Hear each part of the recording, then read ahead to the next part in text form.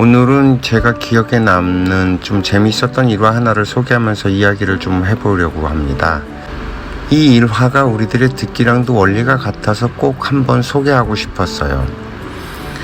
여러 사람이 식당에서 밥을 같이 먹는데 나이가 좀 어린 친구가 고생하는 게 마음이 쓰였던 옆자리에 앉아 계셨던 분이 귤을 건네줍니다. 근데 이 친구는 이미 밥을 잔뜩 먹어서 귤이 필요가 없었던 거죠. 그래서 귤을 안 받겠다고 하니 그 자리에 계신 어르신께서 받아줘라 하십니다.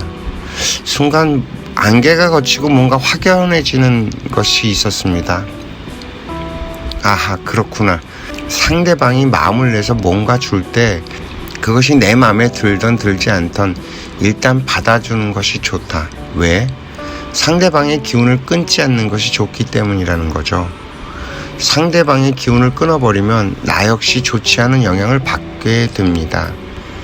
그 자리에서 꼭 귤을 먹어야 되는 거는 아닌 것이죠. 귤을 받아들고 있다 보면 또 그 귤이 필요로 한 사람이 올 텐데 그곳에다가 귤을 전달해 주면 되는 거고요. 그 사람의 마음은 받고 나는 더 유용한 곳에 쓰이도록 만들어 버리면 그 공덕이 어디 가겠냐는 거죠. 그 마음을 낸 사람도 공덕을 받고 나 역시 나의 역할을 한 공덕을 받고 이 귤이 필요했던 사람도 더불어 좋으니 이 얼마나 좋으냐는 거죠. 그래서 이 받아줘라 라고 하신 그 어르신의 말씀 한마디로 순간적으로 이 모든 상황의 이야기들이 좀 확연하게 들어오더라고요. 우리들의 듣기 훈련이 바로 이 원리와도 똑같습니다. 받아둬라. 욕을 하면 욕을 받아두고 잔소리를 하면 그 잔소리를 받아두고 듣기 싫은 소리를 하면 그 듣기 싫은 소리조차도 받아둬라. 그 사람이 그 행동과 말을 하기 위해서는 그 사람도 에너지를 써야 하는 것이죠. 힘들게 쓴 에너지를 차단시켜버리면 그 사람은 그 기운이 막혀서 아파지게 됩니다. 어제도 이야기했듯이 불통즉통, 통하지 않으면 아픔이 온다는 거죠. 상대방의 기운을 막아서 아프게 만들었는데 나는 좋아질 수 있을까요?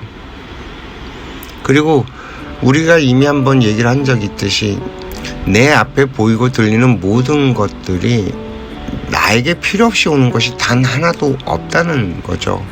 물론 지금 당장은 내 입에 안 맞고 내 귀에 안 맞는다고 버려버리게 된다면 나중에 시간이 지나서 내가 그 에너지를 필요로 하게 됐을 땐 과연 어떻게 해결을 할 것이냐는 겁니다.